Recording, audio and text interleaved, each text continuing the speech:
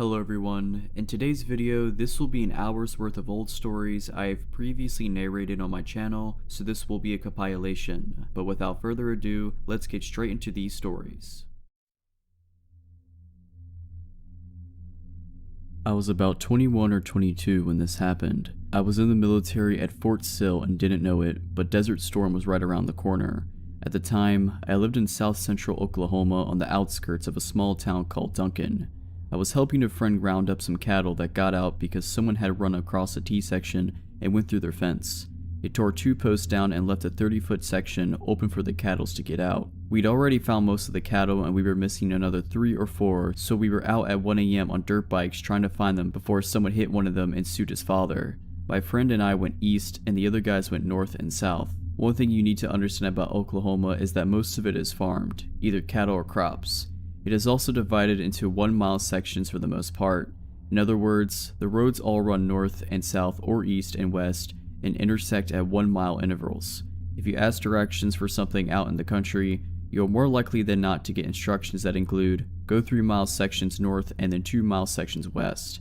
The area at this time was sparse and there weren't many homes. We didn't know how long the hole had been in the fence. My friend's father only checked the fence because he was missing livestock. They owned the entire mile section and a good portion of the adjoining mile section. The hole in the fence was on the east side of their land, at the furthest distance from their house.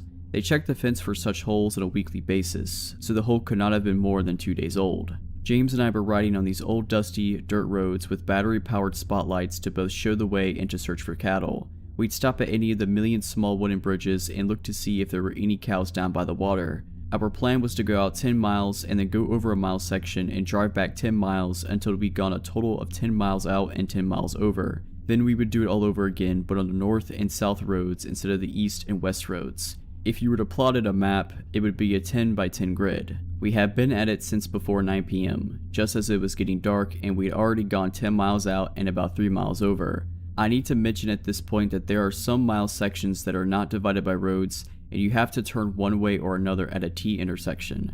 If that happens, we always took the road that went in our general direction of travel. If we were traveling east and came to a T and we'd already checked the road north of us, then we head to the south a mile and then head east again. Occasionally, an old farmer would pass away and leave his land to relatives who had no interest in farming, and the land would be up for sale or just left alone for years. When this happens, and the roads aren't used as much, nature reclaims them and you're usually left with a dirt road with weeds and grass growing on it, or you're left with little more than an improved trail, usually 2 ruts with overgrown weeds and Johnson grass and occasionally a tree. We were on one of those rutted roads, headed south to the next intersection where we turned east again. The land here was too hilly for cultivation and had been left alone for at least the last 30 years. We were both familiar with it and we hunted and fished there. This mile section and the next 2 were basically wild. At the end of the dirt trail would be a T intersection, but the west side was fenced and the only option was to turn east again. At the end of this mile section, the road was a dead end, but we had to check it and then double back. We just made the turn back to the east when we saw something burning over the next rise. Grass fires are extremely dangerous and can get out of control in minutes. As we topped the rise, we saw the fire was actually in the middle of the dirt road. When we got to it, we found that it was a recliner that was burning, a blue Lazy Boy recliner. We stopped and threw some dirt on it and finally got it extinguished. James and I were wondering what kind of an idiot would do this and how strange it was to be in the middle of the road just burning. Satisfied that the fire was out, we got back on our bikes and idled past the recliner toward the end of the mile section, still a quarter of a mile in the distance. We found one of their cows at the bottom of the rise, about 100 feet down the road. It was laying in and half out of the road. Its throat had been cut and it was laying there with its eyes open and tongue hanging out. There was blood everywhere. As we were looking at it and trying to figure out what happened, James said, "Hey, look at this." It showed me where the blood had dripped from the cow to about 10 feet away from it. There were shoe prints of blood in the road. It was just part of a shoe print, but you could tell that was a shoe print. We found 2 more when we looked more diligently. At this point, the hairs on the back of my neck were standing up and it was suddenly a very cool evening. I looked at James and his eyes were as big as saucers. He thought something spooky was happening too. We talked about going back, but we knew that we'd be shamed if we didn't see if there was anything else. We finally decided to walk the bikes the rest of the way to the dead end just in case there was someone there. We didn't want them to hear the engines. We began walking the last quarter mile or so to the dead end. It was at the base of the last hill and we just started heading up onto the other side. My heart was going at about 200 miles per hour, and I had cotton mouth so bad that it was almost impossible to swallow. Then I noticed that someone had stuck paper plates to the barbs of the wire on the fence. We looked and there were plates stuck to the top strand of a wire on both sides of the road. It started about 50 feet behind us, it continued up and over the hill. They were evenly spaced about 5 feet apart. As our gaze followed the row of paper plates up the top of the hill, James suddenly said, "There's another fire," and it was at that moment that I could smell it. But what I smelled wasn't that normal smoky smell. It was as though someone had added incense into it. I asked James if he could smell that, and he could. I told him that I didn't like this at all. I was okay with losing face in front of our friends and his dad and brothers. I was ready to go. He agreed with me but said that we had to see what was burning. We were both whispering and we were both shaking so much that our voices quivered. We started up the hill again and I was thinking with every step that we were going to be seriously killed or worse. As we got to the top of the hill, one of the paper plates blew off the fence and skittered behind us, making both of us jump, and it was all I could do to not scream. After I saw what it was, I started to laugh it off, but James shushed me and told me to listen. We could hear voices. As we topped the hill and were able to see the bottom where the road stopped, we saw a group of about 10 people all standing around another recliner that was burning. They had their backs to us and they were passing a big picture around. From our vantage point, we couldn't actually see what was in the picture, but the slit throat of the cow haunted my thoughts. They would each take a mouthful and spit it into the fire. This went on until the picture was empty. The entire time, they were all saying something in unison. We could only understand an occasional word. They changed their tones in a rhythmic manner with an emphasis on the last word. I can remember hearing here and there and beseech and father. James and I stood there on top of the hill like a couple of idiots, our mouths hanging wide open and actually scared stiff. After a minute or two, they would repeat whatever it was, all the while passing around that pitcher and spitting it into the fire. There was a small camp table set up on the side and a little behind them. After the last of the liquid was gone, a man turned and sat the pitcher on the table and picked up what looked like a large loaf of bread. Just as he was turning back to the fire, he evidently saw us. I am sure that we made a nice silhouette sitting there at the top of the hill. He screamed, "Hey!" and dropped the loaf of bread and started running in our direction. The others turned and immediately followed him. That was all the encouragement that we needed. It was time to go. We turned our bikes around. James got his started on the first kick, but I somehow managed to get myself off balance, and when I kicked, the bike fell on its side with me. By this time I was near panic and was breathing in raspy, short breaths. I picked the bike up again and tried to start it, but it didn't start. I thought about running, but we were out in the middle of nowhere. I finally started pushing the motorcycle down the other side of the hill and jumped on it. It seemed like it took forever to get enough speed, but I popped the clutch and it started. James was waiting at the corner of the intersection to make sure that I was coming, and we were headed for his house, going way too fast for safety, especially in the dark. When we finally got back to his house, we told his dad what we'd seen. His dad called a couple of friends, and they all loaded up in their trucks with enough weapons to start a small war. James and I sat with his dad and told him where to turn. His dad kept asking us questions on the way. What were they doing? Why was there a chair on fire? They cut the cow's throat? How many were there? What did they look like? What were they driving? The last question stumped us. We hadn't seen any cars or trucks. The road was the only way in or out, and there was a creek that ran on the backside of the end of that particular road, so they couldn't have gone that direction. How did they get there with two recliners? When we got to that last stretch of road, the headlights found the spot where the recliner had been sitting. It was gone. We could all see where the road and surrounding grass was burned, but the recliner was not there. As we got closer, James noticed that the cow was gone too. I hate to admit, but I was getting scared all over again. I was afraid that his dad would tell us that it was our imagination and not believe us. When we got closer to the burnt spot in the road, Buster, James' dad, noticed the chair off in the ditch on the left side of the road.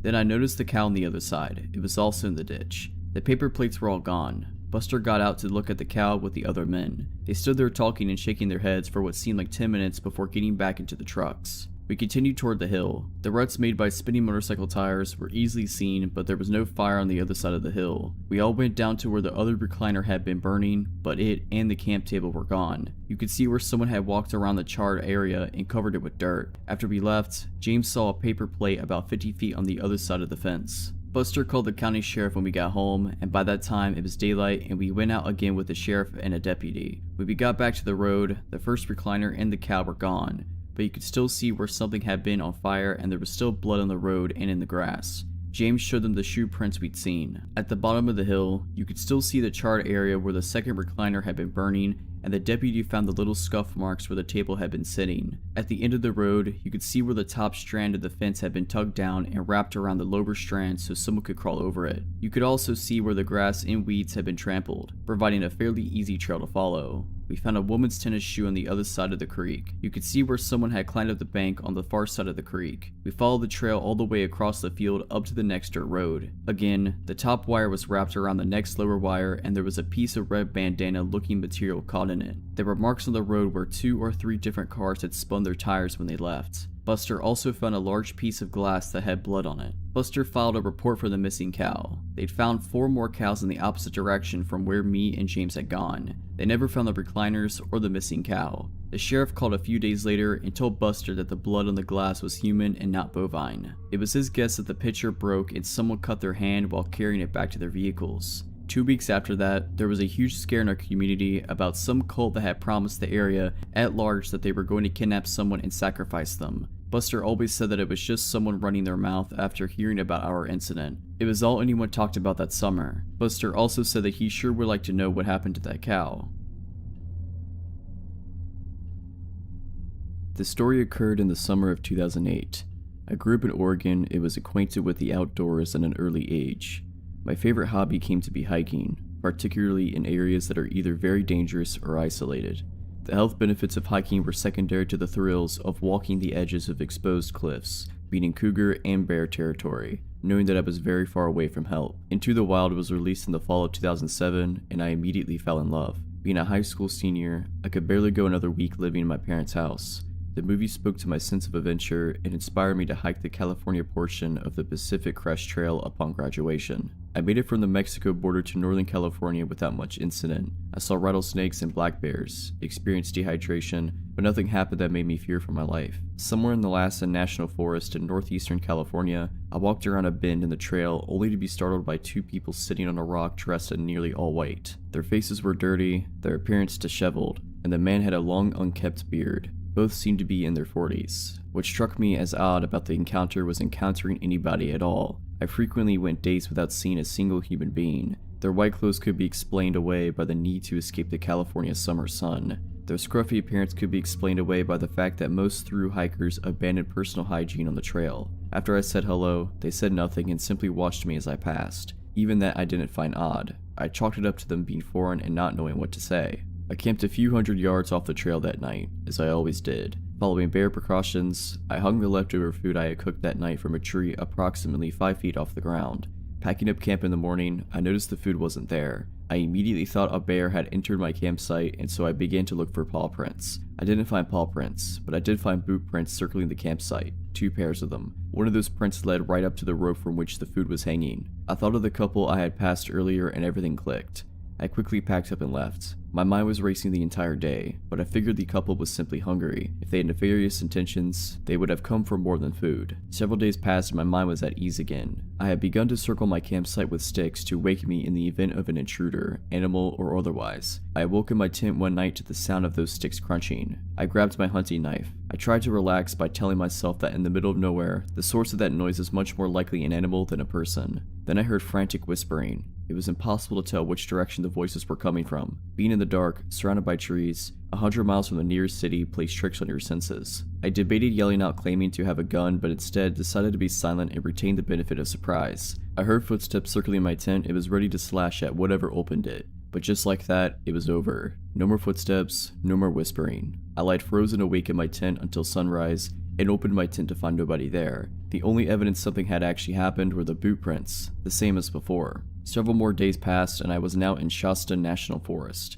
probably 50 to 70 miles from where I first encountered the couple. The trail became more or less a goat trail, being on the side of a mountain and above the tree line. I could see the trail winding for miles in front of me and behind me. I stopped for water in the rare shade and noticed 2 hikers miles behind me. All I could see were 2 white dots moving along the mountainside. I immediately said out loud, "Screw this trip is over." I pulled out my map and looked for the nearest town, which appeared to be Castella, located off I-5. The only problem was that it was 25 miles away. I hiked well into the night trying to gain as much ground as possible. I kept losing the trail and decided to set up camp, this time far off the trail and into the forest. I got in my tent and tried to sleep, but every little noise kept me awake. After a few hours in my tent, I heard the telltale signs of another bad night. The footsteps, the whispering, the sticks breaking. Sounds travel far in the absence of other sound. I knew they were close, but wasn't sure how close. All I could think was, this is screwed up. This is so screwed up.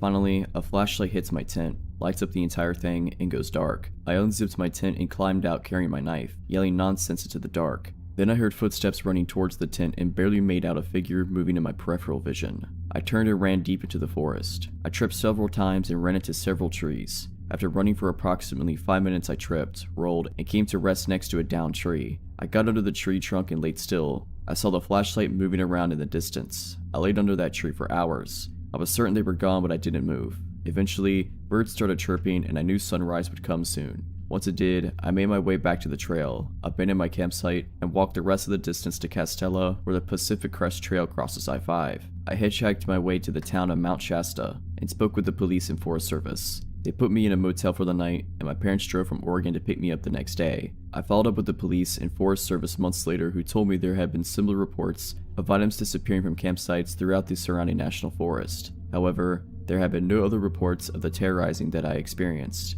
As far as I know, nothing ever came of the couple. This happened in the fall of 1993, when I was 20 years old. In the interest of context, this was before I started college, and I was working in the material prep department of a plastics factory on the night shift. I was the only woman in the department, and my male coworkers were initially skeptical that I could handle the job, but I proved myself and earned their respect. It was hard work, but on the plus side, it also put me in the best shape of my life. I had just gotten off work, and it was about 1:30 a.m. My car was running on fumes, so I stopped at a local gas station to fill up. While I was pumping gas, a woman about my age approached me looking nervous and scared. She said that she had been at her boyfriend's house and they had a fight. She'd walk up to the gas station to use the payphone and call her to pick her up. On her way to the station, our car pulled up as she was walking and the guys inside started catcalling and harassing her. With a slight moving of her head, she indicated a car that was parked off to the side by the gas station dumpsters. I saw a large light green car, like a Caddy or a Lincoln, with at least 2 or 3 shadowy figures inside. She said they threatened her and she was too scared to call her friend and wait. The woman was neat, well dressed, and didn't seem high or drunk or anything like that. She just seemed really nervous and freaked out, so I didn't even hesitate. I finished pumping my gas and told her to hop in the car, then I'd take her home. At that time on a weeknight, there was little traffic, so I booked it right out of the gas station and asked her where she lived. She kept twisting around in the seat to see if the car was behind us, and when I asked her to put her seatbelt on, she ignored me and kept looking for the car. I assumed she was just scared. A few blocks down the road, however, I noticed she was looking around the car, and she started asking me about the money. "Where's your purse? Where's your bag? I need money. You need to give me some money." My stomach sank. I have this woman in my car and now she's gonna rob me. But when I thought about it, robbery just didn't make much sense. I was driving a 1985 Chevette and was wearing my work clothes, a ratty t-shirt and jeans with combat boots. I did not look like a person with a lot of cash, primarily because I wasn't a person with a lot of cash. She twisted around in the seat again and started yelling, "There they are, there they are." She didn't sound scared anymore. I checked the rear view and sure enough, the light green car is right behind me. She started cackling and bouncing up and down in the seat. "My boys are gonna screw you up. They're gonna screw you up." She's laughing like crazy, opening the glove box, looking in the back for a bag or purse, telling me all the messed up things these guys are planning to do to me. Now, if I had been smart, I would have just driven to the police station. Actually, if I had been very smart, I would have just called the cops from the gas station and waited with her until they arrived. That would have been the intelligent thing to do. Unfortunately, none of this crossed my mind until later. In the moment, I just got really angry. I realized 3 key things all at once. There was an intersection up ahead, with cars on either side waiting to cross, and the light had just turned yellow. I had a spare box cutter that I kept for work in the driver's side door compartment. The lady still had it put on her seatbelt. I didn't think. I floored it and passed under the yellow light just as it turned red. I glanced back to see if the green car was still behind me, but the cross traffic at the intersection had started to move, and they had it caught up. The woman started yelling. I slammed on the brakes and she hit the dash and windshield with a solid and viciously satisfying crack. When she rebounded to the passenger seat, I had the box cutter in her face and was screaming some serious stuff. I can't remember exactly what I said, but it was along the lines of, get out of my car before I cut off your face and make you eat it." The crazy screaming and box cutter combo worked. She grabbed blindly at the handle and popped the door open, and I started shoving and punching her until she tumbled out the door to the curb. I stomped on the gas, got to the next turn, and squealed around it with the passenger door still open. I made a few more turns because I was afraid that the green car might catch up to me. After a little while, I stopped to close the passenger door, and then I cut across town and got onto the highway to go home. I was on the highway for about 5 minutes before the shake started. I pulled off to the shoulder to calm down and get my act together, and then I drove home. I told my older sister. I was living with her temporarily after the breakup with my ex. She grabbed me in a tight bear hug while simultaneously yelling about how stupid I was for not going to the police. I've never been so glad to be yelled at in my life. I've lived most of my life way out in the valley countryside of Ontario.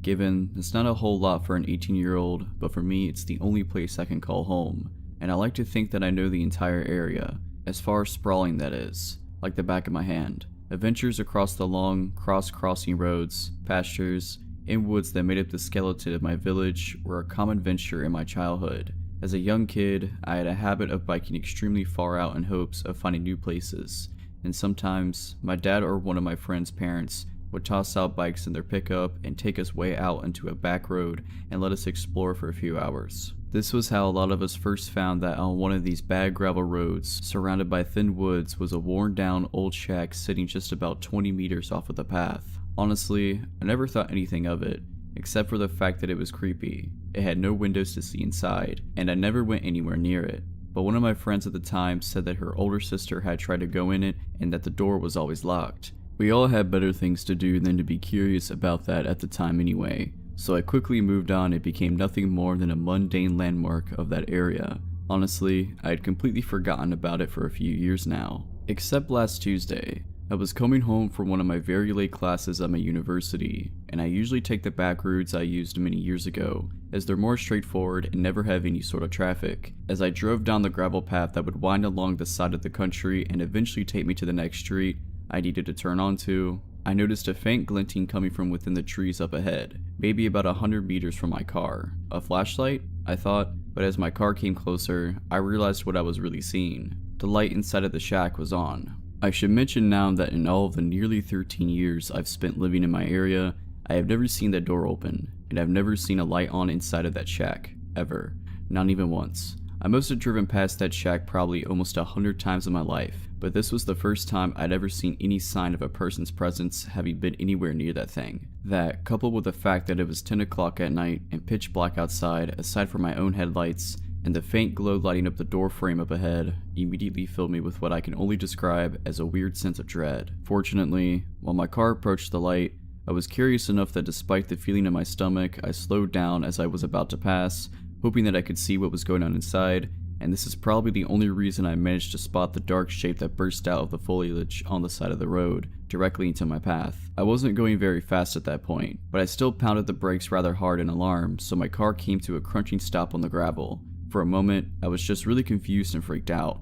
What was that? Had I almost hit a deer or something? This far out in the country, a deer would have been the most likely and most reasonable assumption, but in the beams of my car, I could see what had stopped me. A very tall, a very lanky old man with scraggly and balding gray hair. He looked dirty and unkempt, and as his clothes hung off of him, I felt extremely unsettled over what this guy could be doing way out here, and why he had walked out in front of my car. As I sat there confused, the old man came around to my window and knocked on the glass. I rolled down the window just a crack, only enough for someone to be able to hear me and for me to hear them. I was already creeped out enough as it was. Immediately, I had to say what I was thinking. What are you doing out here?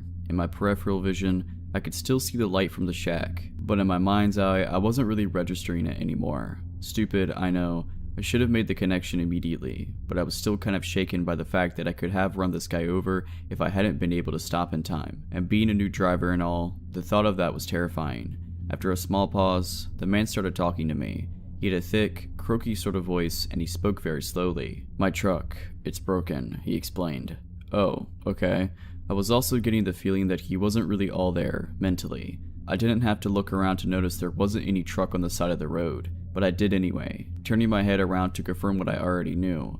There was definitely no truck. Had he somehow driven it into the trees or something?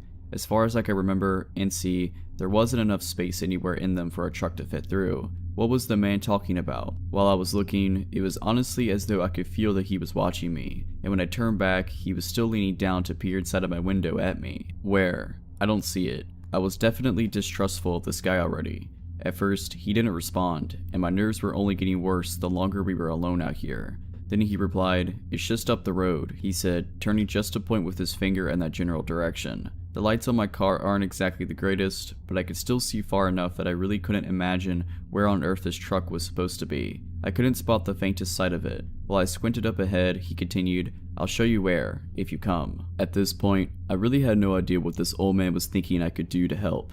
I'm just an 18-year-old girl. I don't exactly look like the type of person who knows a lot about cars or how to fix them. And for the record, I'm really not. But I was tired from a long day at school, so I absolutely was not at my brightest. And for some reason, a part of me felt guilty about leaving him out here alone if his truck really was broken. "Okay," I said, and I reached to my gear shift to start driving slowly up the road. But as soon as he saw my hand, he shook his head. "Just walk, it's not too far." "What? Excuse me, but no thanks. How was I going to see anything in the dark if I got out of my car and followed him anyway? There was no harm in driving wherever he was trying to lead me.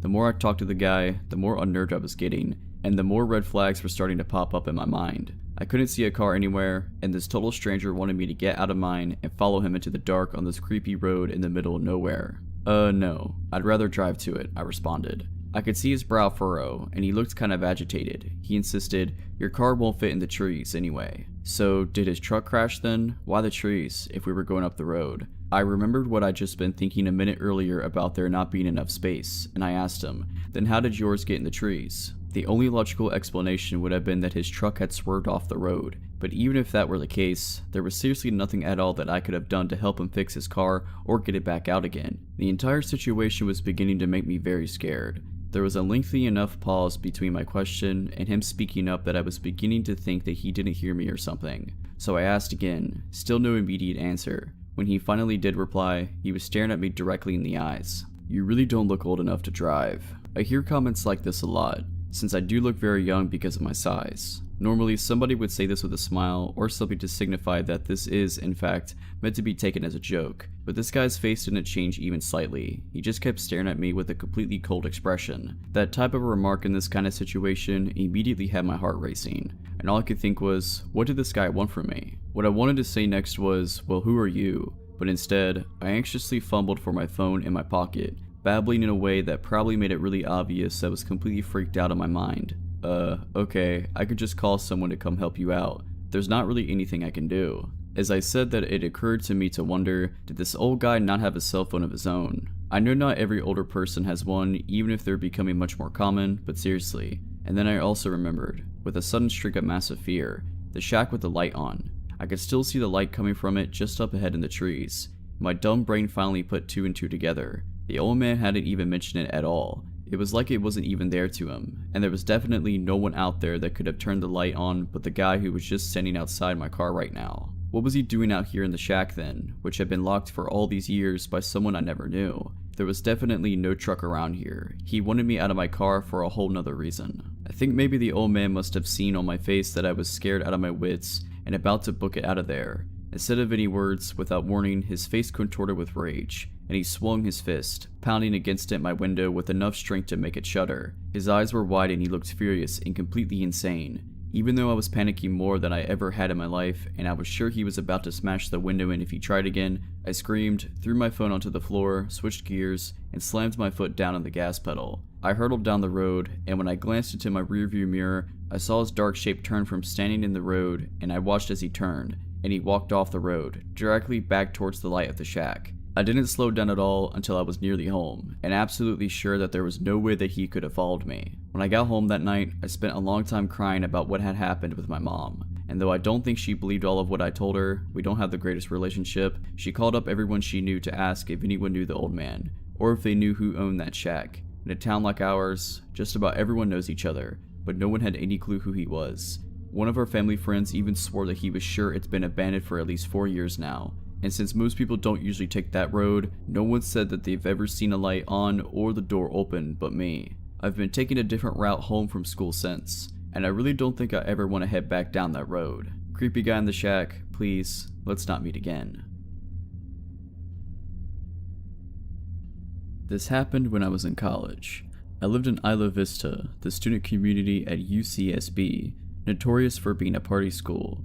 It fully lived up to its reputation. I liked to party, but wow, these people were off the wall. As such, there were a lot of people who put themselves in dangerous situations, drinking to excess, not being careful, not locking doors, etc. It had a very isolated and insular vibe, and anyone who was hanging around who wasn't college-aged immediately looked out of place and strange. One night after having a few drinks, I came home to my small house where I lived with 2 other girls, probably around 2:30 a.m. We were all serious students. I was probably the least serious actually, and we partied, and it was not your typical UCSB mega rager, more like a small get-together with friends. We would often have a few people spend the night, sleep in our furniture, or in our beds as this case may be. That night my roommates had a few people over who I didn't know, and I saw when I returned home that one of them had opted to sleep on the couch from the shadow that I saw there. I didn't turn the light on so I wouldn't wake anyone up, but as I was passing the couch to enter my bedroom, I noticed that the figure was lying very stiff. He just had this weird energy to him. He was lying down, but it was like he was putting all of his energy into lying as still and rigid as possible. I paused, and the guy quickly jerked his head to face me, without moving his limbs, so quickly that it startled me. I could see his wide open eyes glinting in the dark. Figuring that I'd startled him, or that he was drunk, or maybe on some kind of stimulant and unable to sleep, I just hurried past into my bedroom and locked the door. The dude made me so nervous, and I wasn't taking any chances. I fell asleep. At 4:30 a.m., I woke up. There was a strange sound at the door, almost like somebody was drumming their fingers against the wood very quietly. I lay still and listened. There were more quiet sounds like someone scratching the door with their fingers, which got louder and louder until it was clear that he was using both hands and scratching as fast and as hard as possible. It created an extremely loud and intimidating sound that filled me with fear. I got my cell phone and texted my roommate because I was afraid to make a sound. "Your friend is freaking me out. Is he coked out? Can you talk to him? He's banging and scratching on my door." She didn't text me back, probably because she was asleep. I texted my other roommate to the same effect, covering all of my bases. Keep in mind that the scratching has been going on at this point for a couple minutes. I have no idea how he could have sustained it. Scratching a wooden door with your fingernails can't feel good. He also grabbed at the knob and jiggled it super forcefully. Because neither of them answered, I decided to call and really wake them up, though I was scared to make a sound. I know it sounds stupid, but there was something seriously horrifying about being teased like this through the door. I knew that he was trying to terrify me. I felt like a little kid, but I could tell this guy was screwed up or something, and maybe the police needed to be called, and I wanted to loop my roommates in since it was one of their friends. The scratching stopped abruptly, and I called my roommate, who answered sleepily. "Yo, your friend is messed up. Can you please deal with it? Do we need to call the cops? He's seriously scaring me, and he was scratching at my bedroom door. He's really weird." She didn't say anything for several seconds, and when she did speak, her voice had no sleepiness in it at all. "What friend?" she said. "That guy that was sleeping on the couch," I said. She was quiet again. "We didn't have any guys over," she said. "Call the police." My adrenaline surged, and I told her to please lock the bedroom door as quickly as possible. I realized that I hadn't heard scratching in a while, and I had no clue where the dude had gone. Suddenly, I heard a loud banging in the other end of the house, where my roommates, Lauren and Monica, shared a bedroom. The bangs were followed by the sound of them screaming in fear. I quickly dialed the police as this maniac proceeded to bang against the, luckily, locked bedroom door of my 2 roommates as they screamed. The heaviness of the blows left no doubt that he was trying to break the door down. I told the 911 operator the situation, and she dispatched 2 squad cars. The police in Isla Vista are generally used to pinning drunks off the sidewalk and breaking up brawls. This was really serious and strange, and I think the dispatcher got the sense from my tone how terrified I was. She stayed on the phone with me. At one point the banging stopped, and everything was quiet for a while. I talked with the dispatcher and suddenly looked down to see that this guy had slipped his fingers through the 1-inch gap between my door, and the floor was just kind of waggling them around, making this weird growling sound. I screamed and backed away, which is my biggest regret about the situation, since when I look back at it, it would have been so awesome to just stomp his fingers and hear the guy howl in pain. When the cops rolled up, I heard running and the sound of our sliding glass door opening and closing, and then he was gone. The cops never caught him. He had broken in through our side door by jimmying the lock somehow. My door was covered in what turned out to be huge gashes he'd made using a pair of scissors, which he discarded on the ground before he left. What terrifies me the most about this was that I walked right past him. I looked him right in the face. I realized now that he was not trying to sleep or on drugs, but was lying so stiff like that because he was hiding. He probably heard me open the door and freaked out because he hadn't realized there was another girl living there, and tried to blend into the couch in the darkness. This story takes place in August of 2013, in the mountains of southern Oregon. I'm a USAF Security Forces Airman, military police. My girlfriend was at work, and as a sweltering hot day began to turn into thunderstorms, my buddy Nick, another military cop, and I decided to go explore some back roads and get out of the heat in town. Southern Oregon is crisscrossed with logging roads, some actively used, and many totally forgotten and grown over. Nick and I spent many of our days off starting on roads that we knew, finding roads we didn't know, driving for hours into the mountains, eventually navigating back to paved roads. On this particular day, with storm clouds building over the mountains, we set off on a road we had never been on, and began the drive into the mountains. After driving for around an hour, we hadn't seen nor heard any signs of other people in the woods. We rounded a bend in the thick fir woods, and emerged in a meadow that was totally surrounded by thick aspen groves. The meadow was perfectly flat, and eerily still. We both noticed the strange stillness almost immediately. No birds, hardly any insect noise, no squirrels, and certainly no other people. On the far side of the meadow, right at the edge of the tree line, there was a picnic table. The table was very odd, however. It was painted a bright orange. It was much larger than a typical picnic table in a park. Remarking on this, Nick drove through the meadow to get a closer look. I remember being apprehensive as we approached. The whole scenario was exceptionally strange. The overall silence of the aspen grove was unsettling. Also, it was nearly impossible to see far into the trees as aspens grow extremely close together. When we parked by the table, I hopped out of the passenger seat of the truck to check it out. I'm not very tall, only about 5'5". Regardless, the table was ridiculously oversized and practically unusable. The seats were nearly at chest level, meaning I would not have to climb up to even sit on them. As I was looking at the table, Nick called me over to the truck, and I noticed he was looking back into the aspens. At first, I couldn't see what he was looking at, but then I noticed a splash of color that was completely out of place in the thick trees. A small one-man tent was set back in the trees, about 50 feet from the strange table. I had an initial feeling of dread, and felt certain that there was someone in the tent, and if we could see the tent, they could see us. There were no campgrounds in this area, no people, no main roads for miles. Surely someone camping so remotely would be, at the very least, a strange person. However, as we observed the tent, we didn't see any movement or hear any sounds coming from it. Nick suggested I call out. I didn't want to, but I did. "Hey, anyone in there?" I yelled. No reply. Feeling completely on edge, Nick and I thought about driving away and leaving this strange area, but we began to fear the worst. What if there was a body in the tent? What if somebody had gotten kidnapped? Foolish, I know, but we thought it, all the same. After some debate, we decided to have Nick turn the truck around to drive away from the camp, should we need to leave in a hurry. He would be waiting behind the wheel. With my heart pounding, I started walking through the trees towards the tent. I was totally keyed up with my senses on full alert. When I reached the campsite, several things struck me as odd. Backpacks were scattered all over. No fire had been built, no wood collected. The tent was literally full of backpacks and women's clothing. Full of dread, I turned to leave and tell Nick what I had seen. As I left, I heard Nick start yelling, "Let's go, let's get out of here." Not knowing why he was yelling, I ran back to the truck. When I broke out of the trees, I saw a beat-up old Ford Taurus on the road, blocking us from leaving the meadow. I immediately leapt into the passenger seat, and Nick floored the gas pedal. The car was occupied by 2 men. A third person was laying against the window in the back. As we drove across the meadow, the driver attempted to block us from the road,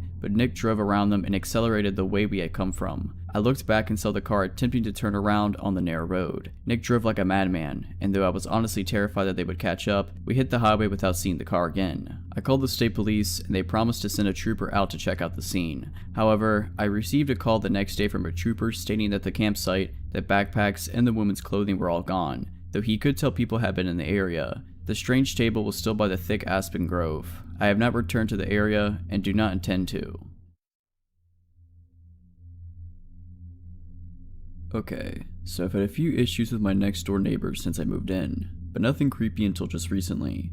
There is a man, a woman, and at least one boy living there, and I mostly just avoid them. The man seems okay but a bit weird, and the boy just keeps to himself, and the woman is quite a bit off. Not long after we moved in, she left a note in my mailbox. Our mailboxes are right beside each other, between our houses. Anyway, I stood at the mailbox reading the note. She thought that my dog was using the bathroom in her yard.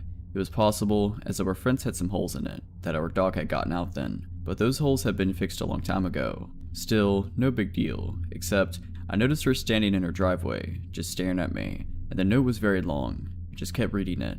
The more I read it, the crazier it got, and the weirder her behavior in my peripheral vision became. Apparently I was entitled.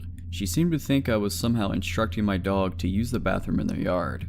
Her note went on a tangent about how awful dogs are. She was also 100% convinced it was my dog, even though there are always tons of loose dogs, cats, and wildlife wandering around and no doubt traveling through her unfenced backyard. In my peripheral vision, she got into her SUV, backed out of her driveway, then parked it along the street directly behind me and just idled there, staring. The note then went on a weird, long tirade about the previous family to live in my house, saying I was Antherdeb, as if I'd have any idea at all what that is even supposed to mean, then concluded in some odd insults and some implied not quite threats. This is the closest thing we ever had to a conversation at this point. I can understand not wanting a dog using the bathroom in her yard, but this was a bit of an extreme reaction, as this was literally the first time I'd even heard of there being a problem. A simple note would have done, but this note was insane. She was still staring behind me. I decided to try to ignore her and just go to my house. That's when she shouted out her window, "Are you playing a game?"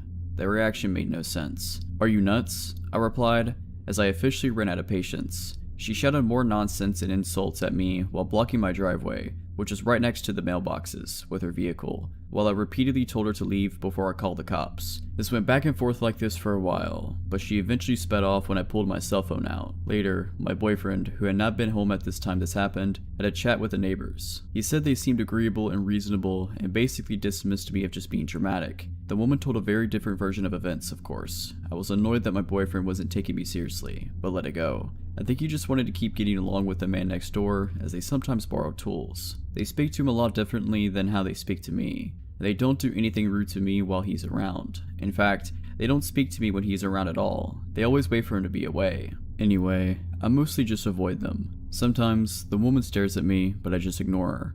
Until recently, I've been mostly successful. Here's the creepy story. I don't sleep well at night when I'm home alone, and I'm always home alone now because my boyfriend is out of the country on business for months at a time. I often feel like there's someone just outside my house or at my door. Sometimes, my dogs act up at odd hours, but I never see anyone. I keep my house alarm armed and my pistol in my nightstand. The other night was one such night. I didn't sleep well and kept having a sinking feeling that something was wrong. Anyway, I got out of bed at about 2 a.m. because I thought I was scheduled to work at 3 a.m. I had mostly given up on getting a restful sleep then anyway. As I left my house, I heard something to my left, the direction of my neighbor's house, but didn't see anything. I was always nervous in my driveway because the motion sensor light was broken, but there was always a lot of darkness between my door and my truck, so I always moved quickly to my driveway. I got in my truck and went to work. It turned out that I misread my schedule and didn't work at 3 that morning after all. Annoyed at the mistake, but grateful I'd get to go home and sleep a little more before the actual start of my shift at 7, I went home. I pulled into my driveway and didn't see anything in the beam of my truck's headlights. I always look around my truck before getting out. I turned the headlight off and got out. I took a few steps ahead of my truck, and then all of a sudden a large man called out to me, shouted really, from the shadows at the corner of my house. He scared me so bad that I screamed, reached for my pepper spray, and fell down. Not useful. He apologized in a tone that didn't sound sorry at all. It was my neighbor, and that wasn't much of a relief. Apparently it was my fault that he occasionally found trash in his yard, in windy Colorado. Complaining about this seemed to be a lot more important issue than scaring the heck out of me while I'm alone at night. He showed no real concern or realization that was even wrong at all. Again, I have no problem with neighbors bringing issues to my attention, but seriously, hey, can you make sure trash from your bins isn't blown into my yard? Is not a question that takes 10 minutes. Nor is it one that needs to be addressed at 3 in the morning. I'm not in agreement to keep the peace, but I know the trash isn't mine. We live in a windy area. Trash gets blown around in people's yards all the time. No big deal. But he would just not stop going on about it. He kept needlessly repeating himself and made some not quite but kind of threat about getting along. Think about the lines of, "It would be a shame if something were to happen," type sort of threats. He was keeping me busy. I didn't even notice his wife flank me. Before I even knew she was there, she appeared from the shadows by a tree. She wanted to yell at me about some eggs. A few weeks ago, I found a bunch of eggs smashed on the road near our shelled mailbox. As the carton was right next to them, I thought the carton had obviously just been dropped, not that someone was trying to egg anything. I assumed my neighbor had dropped the eggs on her way to get the mail and just left them. She denies this, but I still think that's the most likely explanation because no one else has any reason to be out at our mailbox with eggs. But I didn't care enough to say anything to her about it at the time, so I just let it go and forgot all about it. Now she was accusing me of leaving eggs around. Again, inexplicably expressing the grievance at 3 a.m. Weird that she hadn't brought it up weeks ago when it happened, but I know why she didn't. My boyfriend was still here then. My boyfriend has been away on business for several weeks now, long enough for them to have noticed his absence. They were also probably aware that my motion sensor light was out. They sure seemed to know how to avoid my headlight beams. Being surprisingly patient, I explained that I knew nothing about the eggs. I mentioned that I later found a lot of the shells in my yard and figured a squirrel must have carried them there. She proudly informed me that she tossed them onto my yard herself. Apparently she thought that was okay, but someone dropping them in the first place isn't. Anyway, this is where I started to get over my shock a bit and started getting pissed. Initially, I had been somewhat relieved that the man in the shadows had been my neighbor, not some random crazy person, but now I was pissed. I had now been outside with them for like 20 minutes, while they accused me about stupid stuff. While I tried to be polite and agreeable even though I had nothing to do with it, but now everything wrong with the situation had just kicked in. I eventually remembered that I don't actually have to put up with any of this and cut her off mid-rant and said, "It's 3 a.m, I'm going home, good night," and turned on my heel. I heard her say something in an unkind tone as I left, but didn't catch what it was. They had staked out my house, waited for my boyfriend to leave, and long enough to be sure he was gone, all to complain about some insane stuff long after it supposedly even happened. If they have concerns, surely there are better times to address them than at 3 a.m. What were they doing out at 3 a.m. anyway? And that man had totally purposely hidden a shadow at the corner of my house where he could avoid my headlights. and didn't reveal himself until I was out of my truck and exposed. And shouldn't the woman have walked up beside her husband, not gone around while I was distracted? They kept doing odd behavior, never enough that they're doing anything illegal or anything to report the police. But none of this is normal behavior. Honestly, I think these complaints are just excuses, and they're really just taking the opportunity to intimidate me. I think they're messing with me on purpose. Then again, I could be wrong. Either way, I will be installing a motion light soon. I was so shaken up and had my adrenaline so high from someone scaring me from a blind spot by my house. Because seriously, that could have been someone else and a whole lot worse. The story starts several years ago. Me and my friend's interest in urban exploration. I was a junior in high school at the time, which was when everyone started to earn a lot more freedom, so we took the chance to be out late whenever we could. Now, keep in mind that I live in a major city in central Colorado, so the nightlife is never lacking. We could always find something to do, and were especially drawn if there was an element of danger. We wouldn't always plan these trips, but we made sure that if we were going into any old building in the dark, we would have a knife and a flashlight for safety. We never really had to defend ourselves, but we came very close one evening. It must have been around November, because there wasn't yet snow on the ground, but it was actually a chilly evening. Directly across the street from the abandoned hospital, which we have hypothesized is still around from the TB area, is a hospital that is newer and in use. The two are connected by an underground tunnel, which I can only assume was a way to move bodies without alerting the patients. We had been inside the hospital a few times, but never found anything strange, only the occasional sign of others having been or lived there. What was piquing our interest that night was the abandoned library next door to the hospital. It was connected, but only by exterior walls. To get inside, you could not cut through the hospital, but instead had to hop over a tall wall and climb a very high fence. A few of us had backpacks, containing the aforementioned safety precautions and a couple bottles of water, so nothing too heavy or valuable that would get damaged when tossed over the obstacles before us. A little ways off the road, it was dark if you clung to the buildings. We did for a while before stepping behind a small patch of shrubbery, which we determined was an easy way over the first wall, since the other way around to gain access was by a chained, unclimbable gate at the bottom of a set of stairs facing away from the ledge. Both were parallel with the library, so when tucked back in that corner behind the bushes, no one could see us from the street. I don't believe I went first, but I did not remain behind to be last over that wall. It was too high up for me to jump and haul myself over, so I resorted to stepping on a pipe jutting out somewhere lower along the wall. It gave me a bit of a needed boost, and soon I was up and over, moving into the library's courtyard. Another girl and I waited for our two other girlfriends to join us. Upon an initial glance over at the courtyard, there was no obvious way in. To our right was a dilapidated fountain, which I took joy in imagining springing forward a spray of water from its detailed stonework in the brighter summer months. People laughing and talking with the surrounding trees bringing them shade. Now, however, it had been in long disuse, and the earth at our feet was cold and hard. There were no signs of another soul for years, save the 15 chain link fence directly in front of us separating the courtyard in half. I could tell it hadn't seen the same weather as the rest of the courtyard, because the metal showed no signs of rust. That must be our way in, we agreed, because with a fence like that, someone obviously wanted to keep us out. We hurled our bags over the fence, hearing them clank on the ground rather silently due to their lightness. I was the third over, because I have a slight fear of climbing and it took me a bit to mentally prepare myself. I made it to the top of the fence in short time, then sat at the top straddling it with a leg on either side. I had two girls on the other side in front of me, and one behind me who was telling me to hurry up. I spent a good couple minutes up there doing another mental preparation and some deep breathing.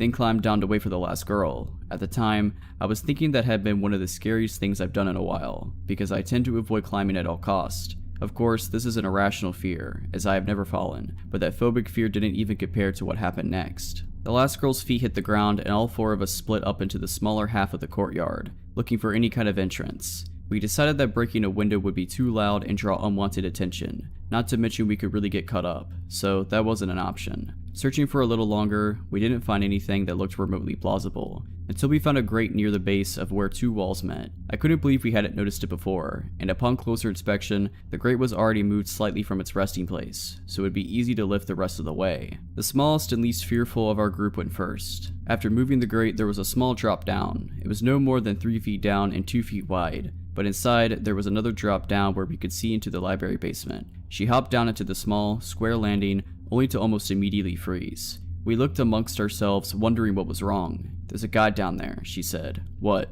Where?"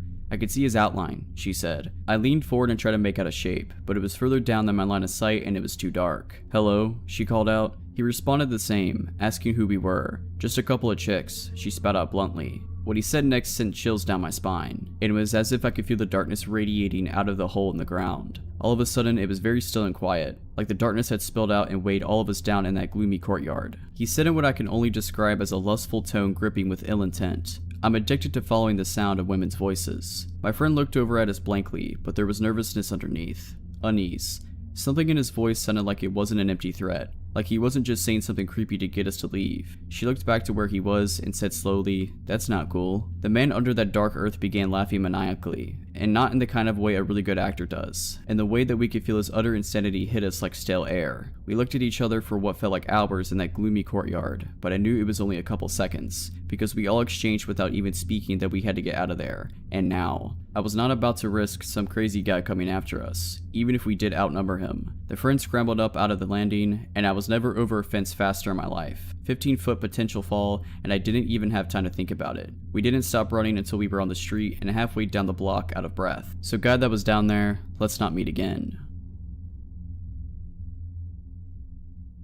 It was 2012 and my best friend Hannah had convinced me to join her on a weekend trip up north. She had, after searching for the longest time, found her dream car and was planning on traveling the 900km to the very north of Sweden to buy it. It was a second-hand door Suzuki Vitara in a purplish kind of color, and I must admit I didn't share her obsession with it. But with her being the closest thing to a sister that I will ever get, I was happy to join her nonetheless. Hannah and I have always had each other, from the cradle and onwards. Sharing each other's love for adventure, we have traveled the world together. At the time this happened, we were both 21 and had recently returned from a trip in Asia. The man who was selling her the car had agreed to meet us at the small airport in Umeå when we arrived shortly before lunchtime and it started to snow heavily. The first snow of the season, no less. The parking lot was almost empty, and when I saw the man standing outside the Vitara, I felt immediately concerned. He was dressed like a hunter. A lot of people in this area of the country live a lifestyle with hunting and fishing, so nothing strange with that really, but still, there was something about him that made me uneasy. He was nice though, smiling and waving to us, shaking hands with us both before walking us around the car and pointing all the tiny little flaws. He showed us the work he had done on the car and showed the paperwork from the recently done engine repairs. He made the impression that he didn't want to hide anything. On the contrary, he made a show out of being very forthcoming and honest. The snowing had now intensified and we were getting cold. He opened the car door for us and said, "I got the paperwork at home. Let's close the deal over some coffee." Against all my instincts, I climbed in after Hannah, both of us now trapped in the back seat. I had no reason to feel threatened by this man who had been nothing but pleasant to us, other than the alarm bells going off inside my head. I can't tell what it was that made me feel that way, but there must have been some sign that something was wrong, something that my subconscious tuned to. The man was constantly talking. He showed the stereo, told us about the features of the car, about the places we drove past, about the wildlife and the nature. There was not a silent moment. After about 20 minutes, I started to notice that we were in no way moving in the direction of civilization. Instead, it seemed we were driving further and further into the vast wilderness. It struck me that he had us in the back of a two-door car, diving us into unknown territory, and no one knew where we were. I looked at Hannah, who was happily listening to the man telling stories about the area, and I noticed she didn't look at all worried. Maybe I was totally overreacting. We drove past a group of people standing by the side of the road, hunters planning their day or taking a break maybe. This truly is very different Sweden compared to the city. The car finally stopped outside a small wooden cottage with no neighboring houses. apart from a small cabin that we drove past a few hundred meters down the road, but it had looked empty. We followed the man inside. He was still talking non-stop and continued to do so until the moment the door closed behind us. Hannah kept asking things about the car, and I could sense that her voice had a new undertone now, a thin, sharp tenseness that made me wonder if she too had started to feel that something wasn't right. "I'll put the kettle on," he said, and as he passed us to go into the kitchen, he let his hand touch Hannah's hair and he smiled smugly. "May I use the bathroom?" I asked politely and made my way to the door with a little red heart on. I was washing my hands when I saw something in the stained bathroom mirror. Something was behind the water cistern. I pulled out a rolled up plastic folder and as I turned the pages, I felt my blood run cold. It was very violent pictures that looked like had been cut out from magazines, and they were glued to the paper, surrounded by cut up pieces of handwritten text. Put it together made a horrifying story about how a woman was lured into a car with the promise of getting to buy the car cheaply, and then it quickly turned into a horror story. I know this will sound silly, but when we traveled together, Hannah and I had a code word for whenever we felt it was time to get out of a situation. We had never needed to use it, just joked about it, but now it came in handy. I walked out of the bathroom and looked at Hannah and said, "Potatoes. We forgot to buy potatoes. And that's too bad, because we really need some." The look on my face must have told her that the situation was no joke, and she said, "Oh, should we get some as soon as possible?" "The sooner the better," I replied. Hannah, always pretty and charming and capable of great acting, casually walked over to the man in the kitchen, tapped his shoulder and said, "Excuse me, but I was wondering if I can go have a quick look at the cam belt." He upped something about it being in good shape and handed over the keys. We got into the car and speeded off faster than the weather strictly speaking allowed. We left the car at the airport and hoped we hadn't made a terrible mistake. What if he reported it stolen? It would be embarrassing to explain to the police. But nothing happened. He didn't follow us, didn't report it. We had to take the train since we had no plane tickets. The original plan had been to take the car home, and we didn't want to linger closer to the airport in case he came looking for us. Later, Hannah asked what made me use the code word, and I told her about what I had found. It might have just been a fantasy, a sick game, and maybe he would never done anything to us. But right then and there, I was convinced we would have died if we didn't get out. I'm glad Hannah didn't need any convincing or proof, just the code word. I truly think that if we hadn't talked about it so many times before, about how we would handle a situation where we need to get out fast, things would have ended differently. Both of us knew that either of us ever used the code word, it's time to get out, no questions asked, just move. Alright, so that's it. I hope you enjoyed this compilation. Let me know down in the comments below if you want to hear another one of these compilations every once in a while. But as always, have a nice day.